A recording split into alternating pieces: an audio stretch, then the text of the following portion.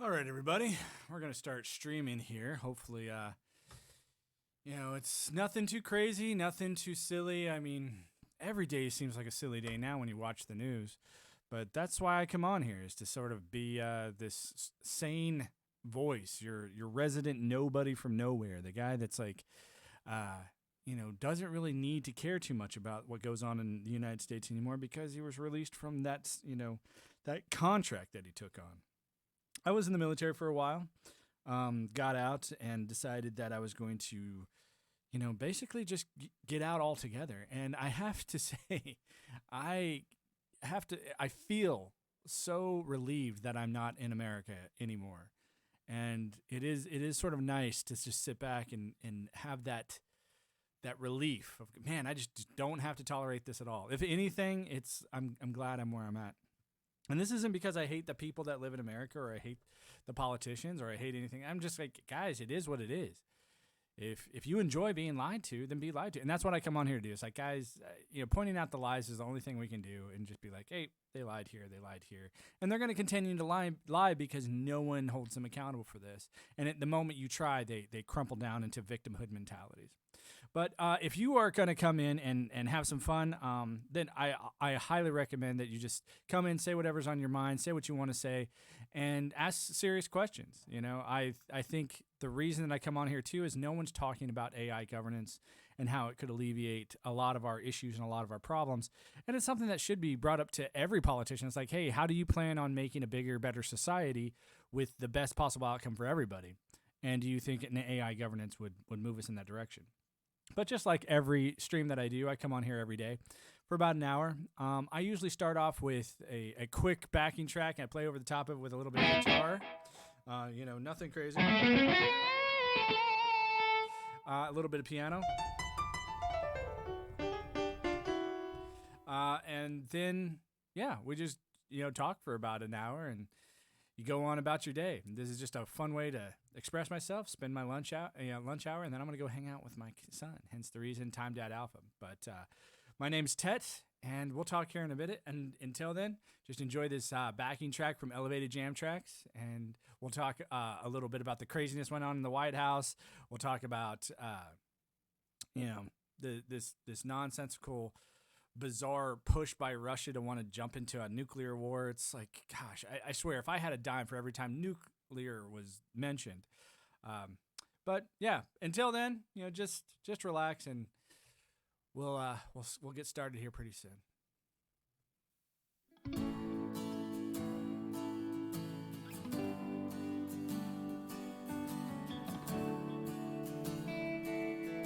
Hi, everybody.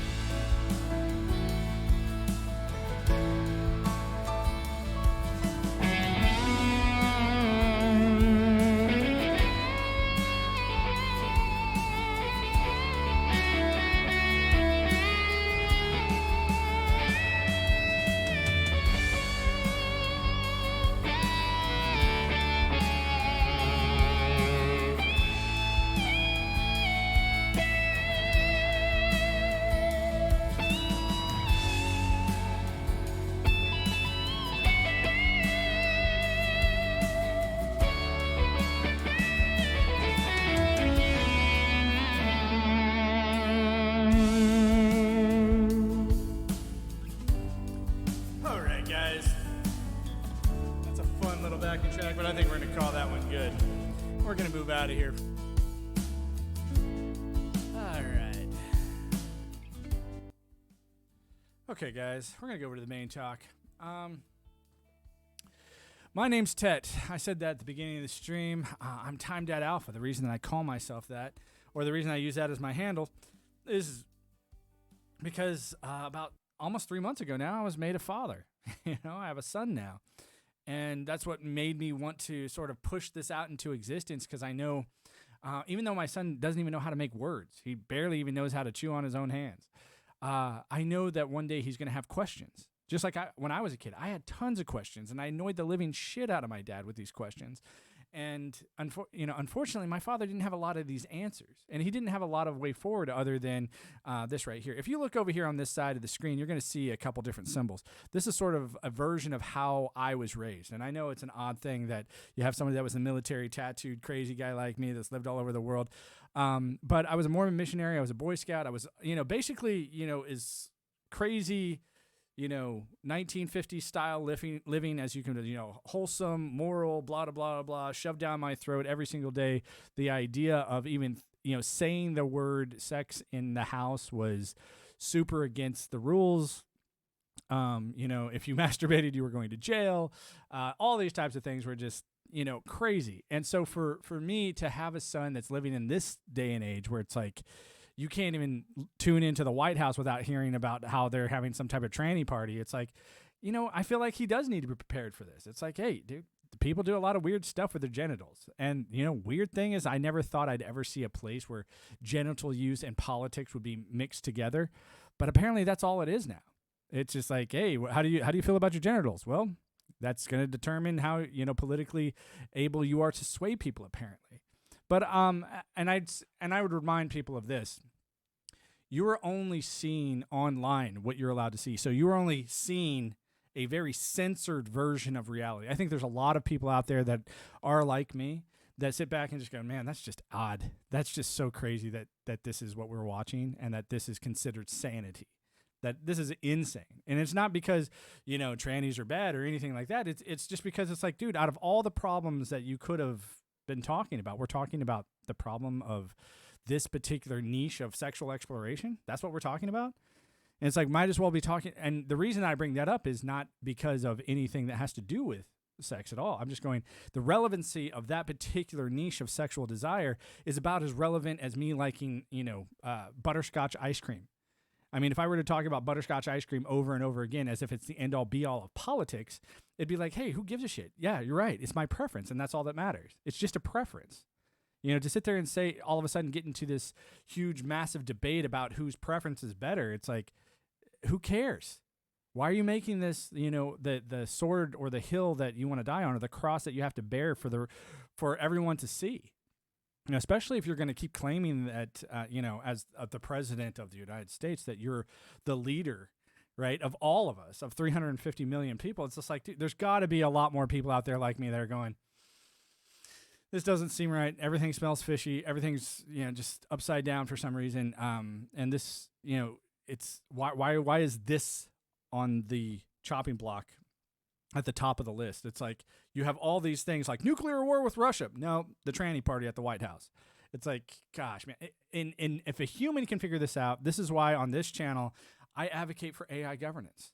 And because I think it would solve all the problems that we're running into, all the issues that we are running with this human endeavor to keep up with, your constituents. And when I say constituents, because there's no way that these politicians sit around going, yep, this is the way forward. I was like, way forward for what? For the small little less than 2% niche? Right? What about the other 98%? What about the other people, the vast majority of people that are out there paying their taxes? The ones that are going to work every day that don't have the time like I do to sit around and talk about this bullshit. It's just like, I come here because I want, when in the future, when my son finally asks, it's like, hey, Dad, how did this country get this way? I was like, well, son, this is the reason why you weren't born in America. This is the reason why I left, because I saw the writing on the wall. This, and it's not about like, ooh, America's shit or it's horrible. I'm just saying, let's be honest here. The last 5 to 10 years have been very, very, very poor quality American products. Like Hollywood is definitely not what it is anymore. It's like, think of just simple movies, like old movies that everybody would used to talk about. Like, when was the last time you saw a movie that came out that was like The Matrix? That really shattered the way that you looked at reality. And it's like, they're not fun anymore. Like the idea that America was the pinnacle of worldwide entertainment for a very long time. But I think what we're watching now is this evolution or revolution, if you will, of moving into a world where you could create your own cinematic universes. Like, think about this, guys. Like, think about what's happening right now. One of the number one things I point out is like anything that says AI on it, that's your real news. That's what you need to pay attention to, because that's what's really going to replace your government. Because this thing will be able to think exponentially better than all humans combined. But before it does that, it's going to wow you with the way that it can entertain you. And I think the way that it would start doing this is fairly simple. Like I just said, the entertainment industry has just sort of hit rock bottom. And it's refusing to even go back to things that worked. It's like, it's saying, hey, we don't care that we're getting box office, destructive. Everything that's coming out, it's like, dude, you can't be this wrong all the time. And when I look back at all of 2022, it really is. I can think of maybe 10, 12 movies that I'd even recommend for the entire year that are worth watching. Everything else is just like, it's a stereotypical, just, watch this, rinse, repeat, and it's political craziness. It has nothing to do with stories. Has nothing to do with, the idea of expressing yourself despite your background, race, color, or creed. It has nothing to do with that. It's just more like, hey, here's our politics, and we're going to shove it down your throat. And that's it. That's all you need to know. And, hate these people. These people are okay. Scream that all white people should die and that fuck the police and all this stuff. And it's just like, why is this in here? It's just like, guys, this doesn't make any sense. This doesn't compute unless you're trying to engineer a mass hatred toward your government, right? And I'm sitting there going, guys, it looks like they want you to do this. It's like they're waiting, like they're goading you. They're like, hey, we're just trying to piss off the most, the predominant part of the country. Like, hey, we have the census just like everyone else, and we see that, hey, 70% of our country is white. 70%. And so, hey, let's open the border. Let's do this. It's like, hey, we want to change this. We want to be diverse. Or just strengthening their diversity. It's like, dude, I don't care about that. And welcome. Have fun. Go check it out. See what it's up. But you're still going to have to work your ass off. That's the crazy part about America is, you show up there thinking that it's going to be a free ride. And it's like, dude, it's not going to be a free ride. You're still going to work your butt off. No different. This is why it's like leaving and going to a different country right now, I think makes the most sense, especially for me. I'm just going, dude, I don't want to be here when all this stuff hits the fan, when all these people are claiming that they were told that they were going to get a free ride when they showed up. And then all the people that had been there working their butts off for their entire lives are just told, hey, no, your tax is going to go to programs that are going to help these people with the free ride we promised them. It was the same thing that we heard not even a couple months ago. It's like every other thing is about how someone's getting a free ride off of your tax dollar. And it's like, so you have the majority of your country that's sitting there paying taxes. And let's not mince words. I haven't paid taxes to the United States government since I got out of the military in 2016 because I don't have to, because I'm not making money for America anymore. Right? I said, no, I don't need to make money for you.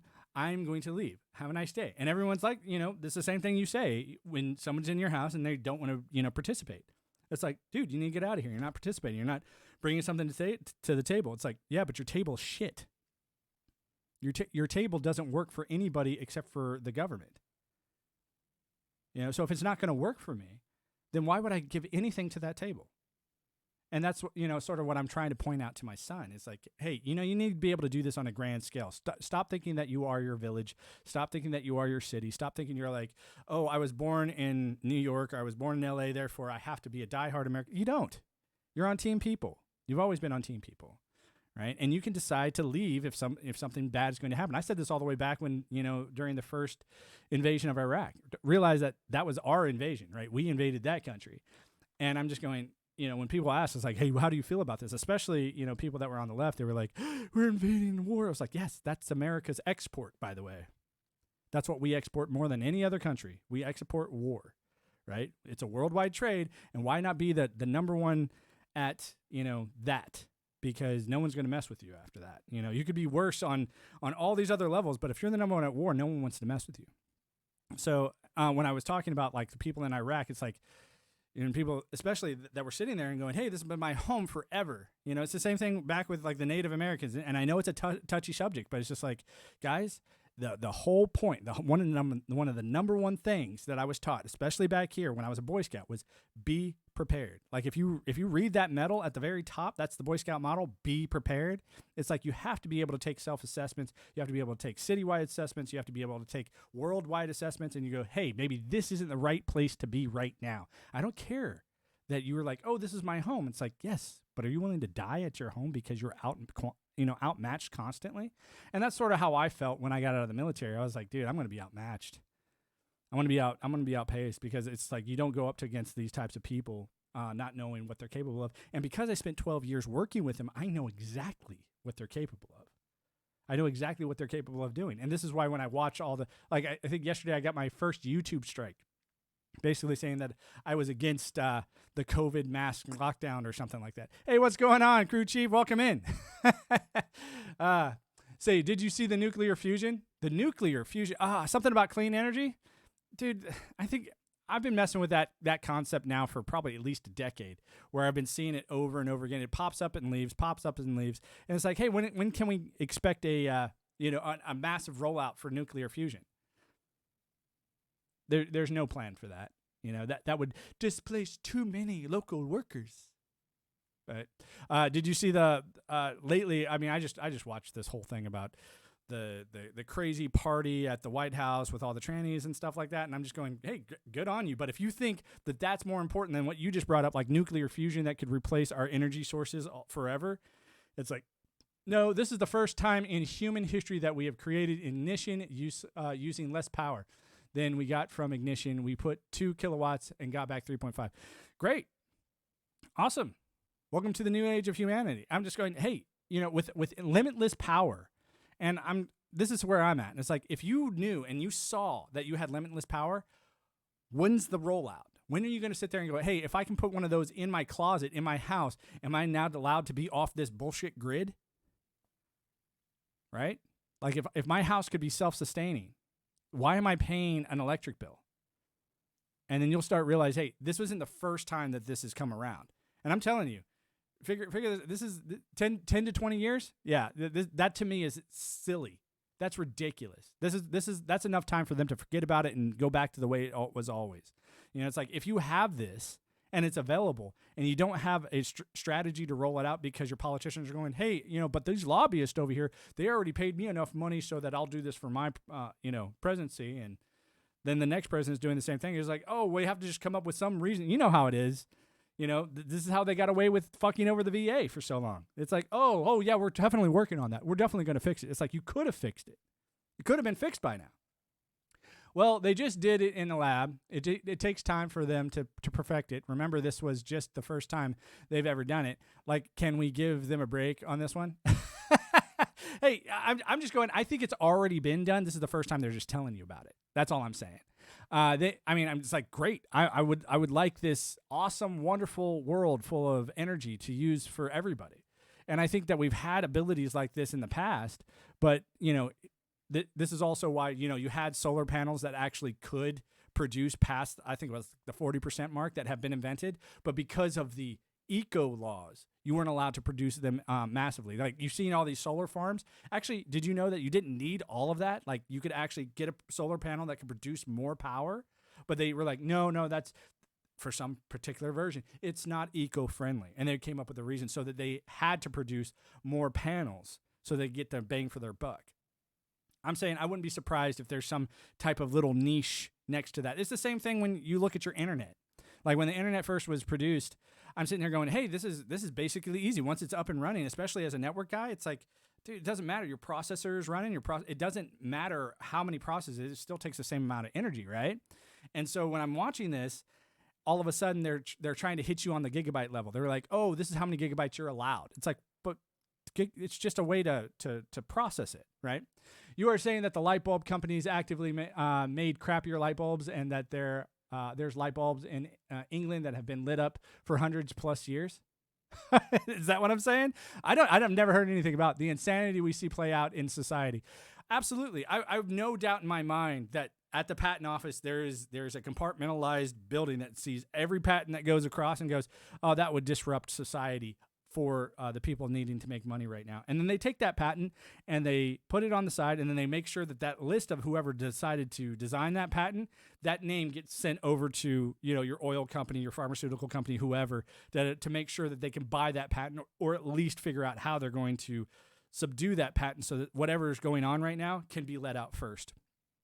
Like if you knew that when the first iPod came out and they were like, oh, here's umpteen megabytes in your iPod, it's good for 400 songs. If you knew at that time that they had the ability to release something of, a 500 gigabyte, a half a terabyte level at that time, but they didn't because they wanted to get all these people to buy the megabyte structures first.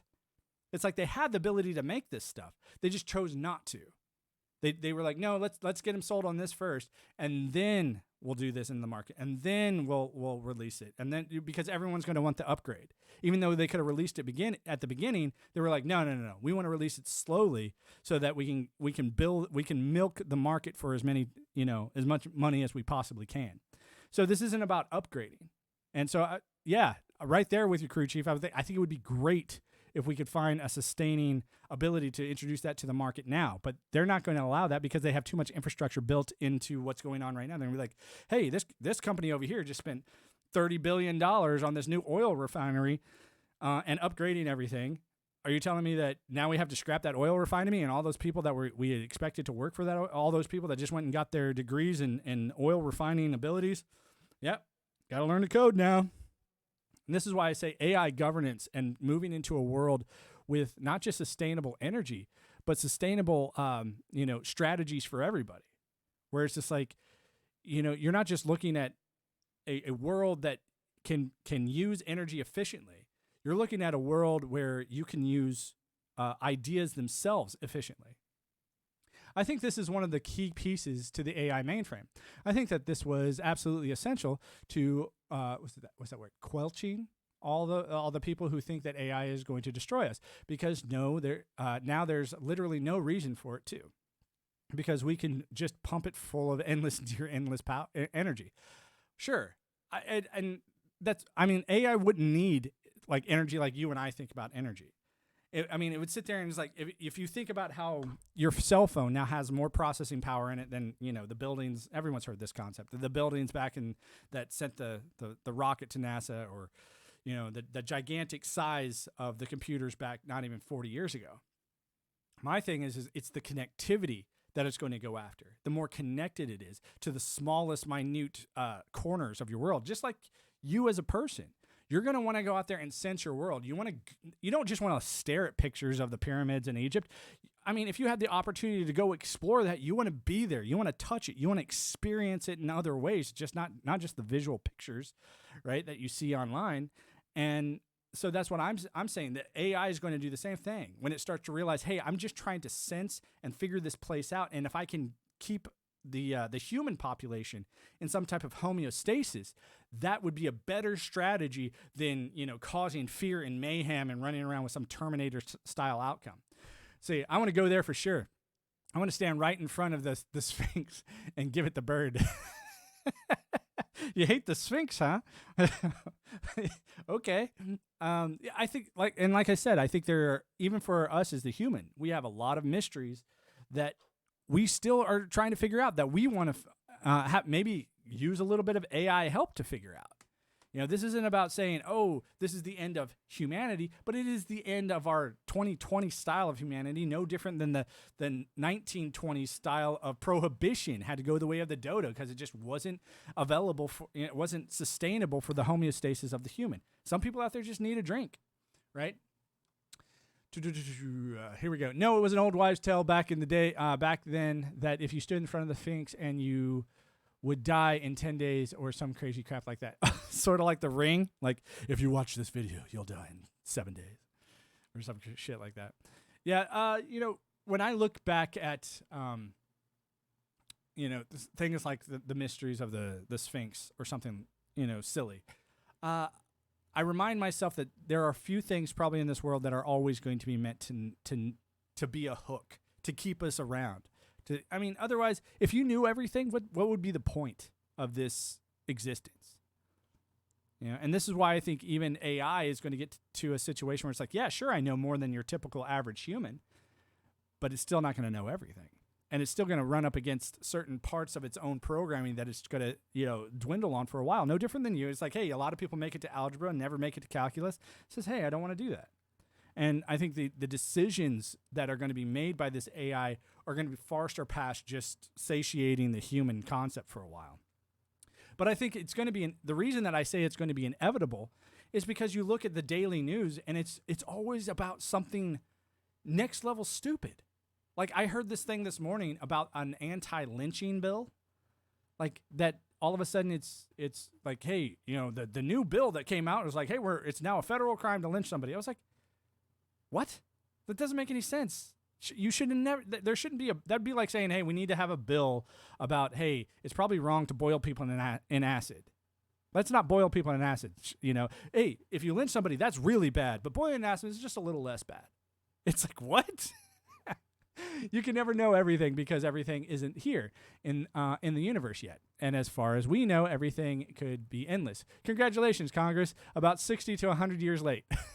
Or about forever late. How about, let's just not kill people? How about that? That would, like this idea of, hey, we're going to kill people. It's like the whole idea of lynching was about making a statement to the rest of the crowd. No different than burning someone at the stake or, hanging somebody.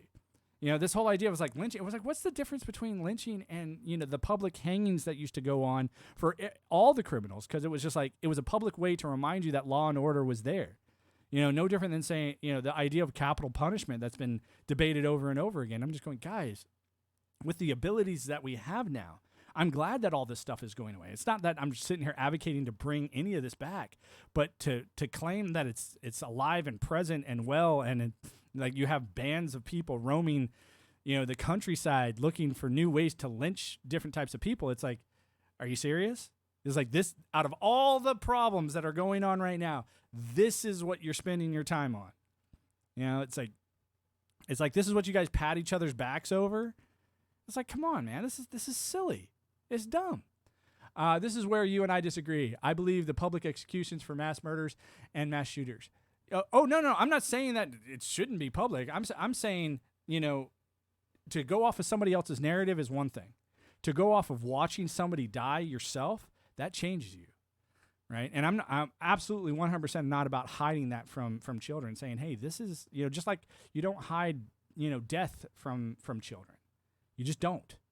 You sit there and you remind them, it's like, hey, this place allows for a plentiful world of life as long as you know what you're doing, right? But if you don't respect it, if you think you can just walk around here willy-nilly, right, doing whatever the fuck you want, right, there are going to be consequences, right? Learn how to ride that wave first, and then watch how great life can be. So I think it's not about wrapping your kid in bubble wrap and dousing them in Perel before they walk outside the door. It's not about that at all. I'm just sitting there going, hey, you're going to have to chew on some of the bullshit that this life has to offer in order to appreciate what it can actually offer you in return. So as far as public executions, that's a hard one for me. It's just because it's like, I think we've all been around long enough to know what Game of Thrones is, and at the very beginning of Game of Thrones, there's this speech that is made because you're watching an execution, and he's the guy, the king of the North or whatever his name is, Stark. He's looking at his son, I guess, and he's saying, "Hey, whoever calls for the execution, or whoever sentences the person, has to be the one who swings the sword, right? Who has to deliver the final blow." And he's trying to teach his son the idea of like, hey, if you're going to make the rule, then you have to follow through with it, right? If this is what's going to happen, then don't expect somebody else to be your executioner for you. That's the pussy's way out, right? And I could really appreciate that. I could say, hey, yeah, absolutely. And so as the public, we want, leaders that are going to follow through with what they say. And I think in that way, but that's the way I would approve of this. But what we normally see, especially in our day and age,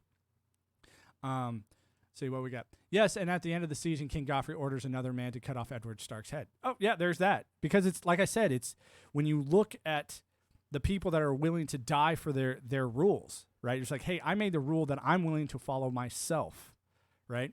Sparking the new conflict. Yeah, and that's what we're watching. We're watching the hypocrites of the political class not even follow their own rules. This idea of it's okay if you're a Democrat to be hypocritical, but it's not okay if you're a Republican.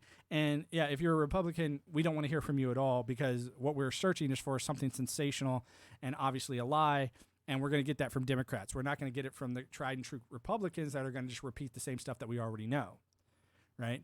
So when you look at the news and you look how it's overwhelmingly supported by Democrats, well, the reason is because they're not going to get any sensational, outlandish, silly statement from Republicans. And I'm going, this is why you're seeing this. It's not that it's not obvious. And since you're a news organization and you need to push out as much sensational shit as possible, right? Then you're always going to go to the Democrat for that. It's like if you're sitting there and that you're in a news station and you've got the microphone and you got this guy over here that's saying, the ground is always the ground and space is always space and that's the way it is. And then you got somebody over here going, the moon is made of cheese. I know it. It's like, of course they're going to go over to that guy, even though they don't have any proof or whatever. Republican equals bigots and in a leftist and or Democrat position. Well, and that's sort of what I'm trying to point out here real quick. Is that you see a lot of name calling and then running away. It's like, I'm going to call you a name and I'm going to run away. I'm going to call you a name. And then by the time you give me the long spill out of how I'm wrong, I've already called you 3 or 4 more names that you have to go and give me this long spill out of how I'm wrong. And the sad part is guys, I don't know. I think that and I wouldn't say I don't know. I think this is exactly what they're trying to do is they're trying to get it to the point where they say one thing, they do another, and they get you used to it. They want you to be used to them getting away with saying anything. And I think the poster boy for that type of shit is Anthony Fauci. When you look at Fauci, how he's or even Biden, where it's just like, dude, hey, back in 2006, you said this. You said marriage is between a man and a woman, and here you are having, throwing, I guess, a party for marriage equality, even though that was passed underneath Obama. I'm just looking at it, I'm just like, guys, are you buying this? Like, how can you buy? Like, did you forget about all this other stuff that already happened? Like, my pronouns are prosecuted, the Elon Musk quote. Yeah. So, I mean, crew chief, here's my question. It's like, we tend to watch things that if they're repeated over and over and over and over again, we become accustomed to it.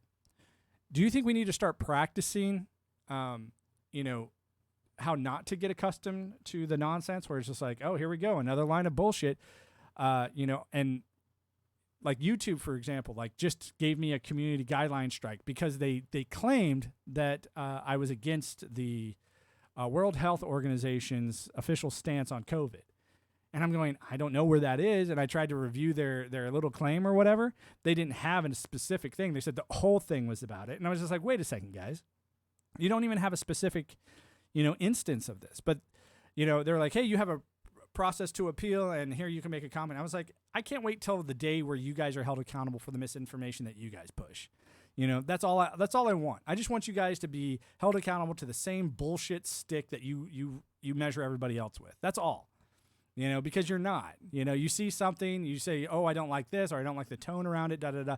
And then you're like, strike for you, right? With very ambiguous, almost no detail to what's going on. I was like, dude, this type of bullshit would never be allowed in the military.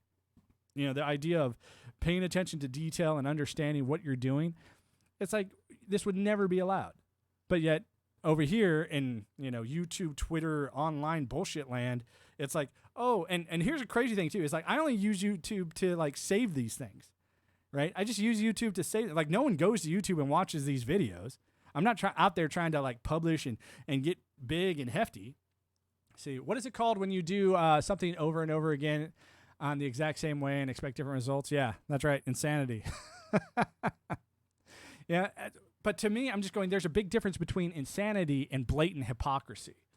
And that's what I'm watching. It's just like, dude, you guys are hypocrites. Like, it's overwhelming, the hypocrisy that's going on. And you're just going, I can't be the only one pointing this out. And are we waiting till we get an online threshold of people pointing this out?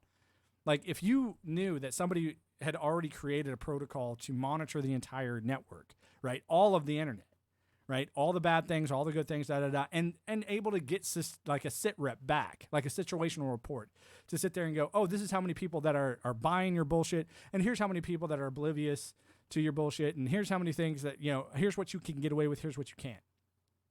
I just have this distinct feeling. I wish I had more evidence about this, but I just feel like they wouldn't be saying this if they didn't have a tried and true 100% stamp of approval that knowing that they were going to get away with it. So from this information, can we determine that the general populace is either insane or the politicians are trying to drive them in the insane?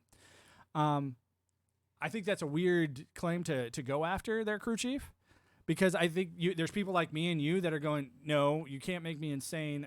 I get the idea that we feel like we're being gaslit, but we only feel like we're being gaslit because we're not able to see more people like us. Like, when Twitter came out and said, hey, here's to shadow banning, here's what's been going on, It's like, yes, and you think that's just happening over at Twitter? You think that's just happening there? It's like, no, it's happening everywhere. People come out with the opinion, and they go, hey, here's my opinion. And if you knew that it really was like, 85% are not buying that we have fair elections. 85% are just not buying that we have a person in the White House or a person that is leading from the front with all of our desires in mind, right? That's true. It's happening everywhere. And so here's my thing, crew chief, is like, if we all come to the consensus that, hey, we decide to go out in public and we're held accountable for the things that we do in public, and then we have this bizarre cyberverse where there is a certain amount of anonymity that you can operate under. And I go, hey, that's great too. If you want to sit there and be able to say things from a level of anonymity, then you should. So you have Twitter that comes along with their authenticated blue check mark bullshit. And I'm just going, but you should still be able to see things from an anonymous place if you want to. Like, I should be able to go to a crowd and shout from that crowd like, hey, fuck you, Biden, or let's go Brandon. And not have anybody turn around and be like, how many people said let's go Brandon? But when you look online, you really do have that ability to, hey, here's this guy's, Twitter account. Here's his Twitch account. Here, Like, when you go and you log in, it's not, hey, would you like to log in with Gmail? Would you like to? It's like you are, purposely leaving a trail of breadcrumbs to follow you for people who want to track you. And I'm just going, I don't mind that. Track the shit out of me. I know I'm not doing anything wrong, right? So, for example, I look at it like this. If you are abiding by what you think is morally right, like if you think it's morally okay to put a party for transgenders above the idea of nuclear war with Russia, right? And that should be on your table before you make any other speech, okay? Then I don't think that you should be talked down to or yelled at or told that you're a screwball or hate people or that you're a bigot because you think that there should be an order of operations that you should follow before you get to the tranny party. Do you mean like in the new modern warfare, you can have the tag FBJ or the WLM and the 22 of the other flags are the gay pride flags out of the 29? Once again, I think this is another stick at that, the grandiose population that it's like, hey, this is what you wanted? Are you a white cisgender male? Okay, well, we're doing this to piss you off on purpose. We're doing this to make you mad on purpose so that when you beat the shit out of us, we can claim that you're a bigot. This is the epitome of going and poking the bear, and then claiming that the bear is a wild animal. Do you mean like the new modern warfare where you can't? Yeah, no, I think I saw something like that. I think I don't play modern warfare. To me, I was like, I got that all out of my system after playing GoldenEye, back the N64. It's like playing the same map over and over and over again just got boring to me. It's like, okay, I can't do this. It's like, I enjoyed GoldenEye, but that was about it. And then, this idea, it's like, hey, you can express yourself this way but here you can't express it. It's like, it'd be different if you went and made your own game. And that's what I'm saying. It's like, if you want to make your own game, go make your own game, right? But look at what Modern Warfare is. It was a game made for people who wanted to experience a world as close to that military world as possible. And who was it appealing to? Who was their consumer base, right? It was your young white males that wanted to be the hero, okay? And then so, and when people get frustrated, I was like, dude, don't get mad at me. Go look at your own military records right now. You can do this. Go look up the military and just like, how many people are white males in this place? And you will see 70% of your United States military is white males, right? This is why I say, why are you trying to piss off your protector class? You know, why are you trying to do this? What's the point? It's like, if something is made for, like, for example, I say you have things out there like Broadway, you know, that are made so that you can express yourself in certain ways that are meant for different genres. But if I went in there and I started messing around with it, and I was like, hey, that's not fair. I think one of my favorite versions of this was say, yeah, dude, that doesn't make any sense. It's 1,000% doesn't make a lick of sense. Well, I heard this joke. It was a long time ago, but it was, I don't know if you remember, was it Queer Eye for the Straight Guy? I thought it was a funny show. I was like, oh, you got a bunch of gay guys that show up, and they take this very macho man that usually doesn't take care of himself, and he just sort of sits around. He's gotten used to his relationship, where he comes home, he drinks a beer, he probably wants to fool around a little bit and then go to bed, but he doesn't put any effort into the relationship anymore. And so like these 5 gay guys come along, and they're just like, hey, let's take you out, let's get you all sharp dressed, let's give you a haircut, let's polish you up a little bit so that you can elicit that desire from your woman again, right? Or for whatever. And it was a vastly popular show, and I'm just going, hey, I didn't mind it, whatever. But if it was the other way around, because that show was mostly meant for women, they were like, oh yeah, I would like it if my guy just polished up a little bit, right? Imagine if you had another show where it's just like you had 5 or 6 super crazy sluts, right, from your local strip club. It's like, hey, I just really like it if you went and slutted up my wife a little bit. I just really appreciate it if you just come in there and show her how to, go and pick out some lingerie for her goddamn self, and show when I show up, maybe she throws a few moves on a movable, dance pole for me. It's like, I'm sitting there, I'm just watching this, and I'm just going, if you were to do it the other way around, and this is like I said, the same thing for your Modern Warfare thing.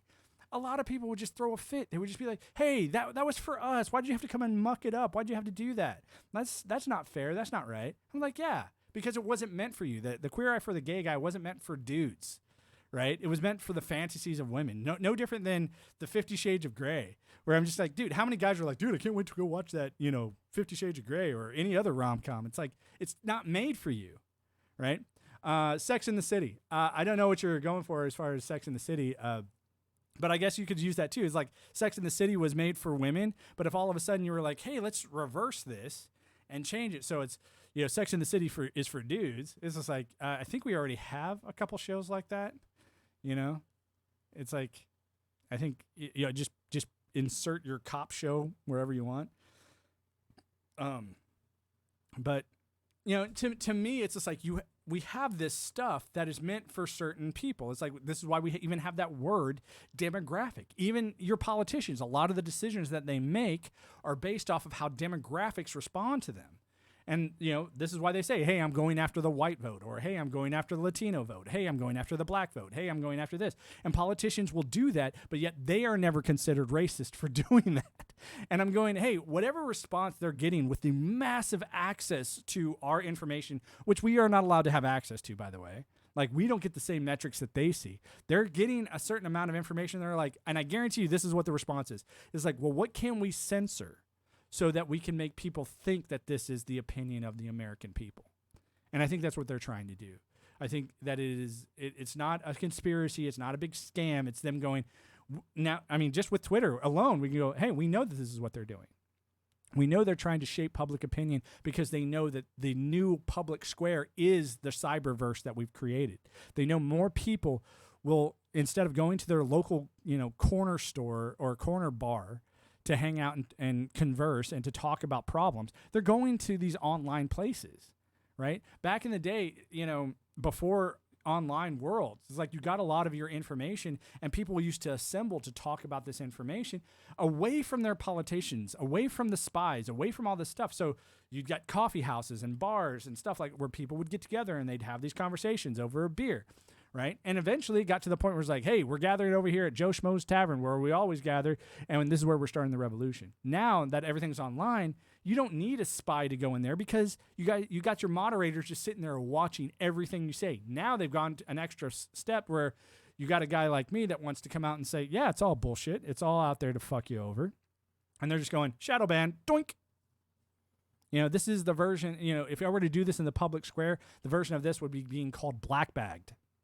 And if you don't know what black bag is, it's the idea that they put a black bag over your head and ship you off to the gulag, and you don't see where you're going, so you can't find your way back home.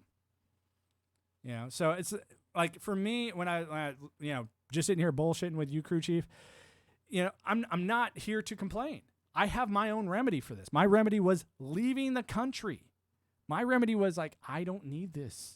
I don't need to tolerate this. I don't need anything to have to do with it. I'm just sitting there going, guys, if you think that the answer is to go full steam ahead with whatever your politicians are saying, I think that's the wrong decision.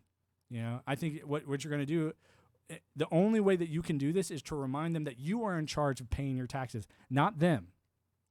I only got a couple more years in my my friend, then I can leave this insanity. Yeah, you'd be surprised at how easy it is. A lot of people, when I tell them, hey, I don't live in the States anymore, they're like, hey, where do you live? I was like, as far as you're concerned, I live next to a beach. And I get to wear, a tank top every day, right? I don't have to worry about snow. I don't have to worry about, somebody whining or complaining. And everywhere I go, people say hello to me. No one's afraid, and no one's afraid to say the mask shit is bullshit here. But of course, I think you need a small population of less than 10,000 people where everybody here knows each other. And we all can get together and be like, you guys smelling that same bullshit I am? Here online, it's like, if you could say it, you could say, hey, dude, you smelling that same bullshit I am? It's like, oh, we got one over here. We need to shut him down before, he starts convincing people that what we're doing is a scam, And so the ability to run interference, especially with these big tech companies that were made big tech companies, they didn't do this on accident. Like there were strings that were definitely pulled on the government side that said, hey, it'd be a shame if something happened to your company. Are you sure you don't want to do run special, interference for us? Okay, because Twitter just did and YouTube just did. What about you, Parler? You want to run interference for us? Okay, well, it'd be a shame that Apple all of a sudden that's been doing things for us since its inception. It'd be a shame if they just didn't carry your app anymore. No one even knows about Parler. But I was getting excited about Parler. I was like, yes. Parler's going to come out and no restrictions. And then, and in a way, I sort of look at Twitch as maybe a side project of that, even though the moderators on Twitch are just as bad. But when you look at the people who don't, do that much, who spend their entire day online, like I've seen so many documentaries on the moderators of these bizarre places like Discord, 4chan, blah, blah. I never got into that stuff. I never got into Reddit. I never got into that world because I was just like, dude, this is the bottom of the barrel. This is gross. This is just, and I think there's a curiosity that sort of never hit me because I already knew what I was looking at. Me too. I was so excited about Parler. And that's just it. It's just like, why are we being told that we have the freedom of speech, yet the government is spending an exorbitant amount of your tax dollars to shut people up with dissenting opinions to their version of reality? Like, they just do what we say and that's it. Otherwise, we'll shut you down. And it's like, well, then that's not freedom now, is it? It just sounds like slavery with extra rules. Anyway, it's been about 55 minutes. I got a son that's probably can't wait to hang out with me. And actually, he can't. Not so much fun during the day. Anyway, I wish you guys the best. Hey, crew chief, thanks for hanging out, and I will see you guys tomorrow. If you come and you want to hang out and you have any cool questions, or if you're sitting there lurking, by all means, just go ahead and throw me a follow. I'm never going to ask you for a subscription. I'm never going to ask you for your money. You earned it. You should keep it. And if you just want to come in here and have a crazy good conversation, wicked conversation, then by all means, show up tomorrow between 11 and 1, and we'll talk about the silliness that is our world. Other than that, enjoy this quick quick backing track by Elevated Jam Tracks, and I'm going to play over the top of it. All right. Peace out, my dude. Peace out.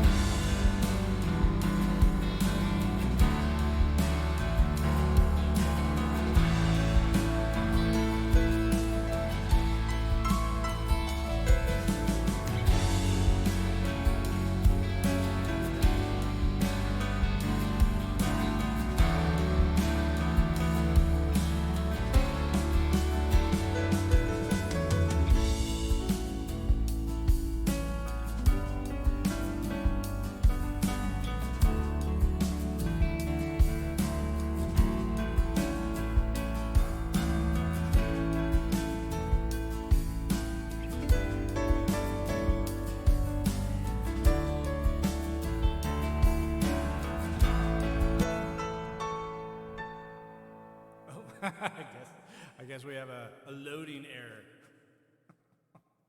That sucks. Do I need to refresh this?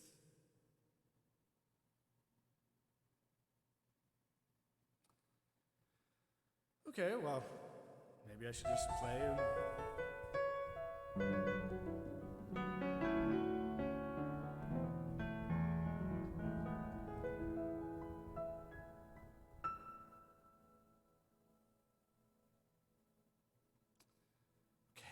I guess we have an awkward ending. See you guys tomorrow.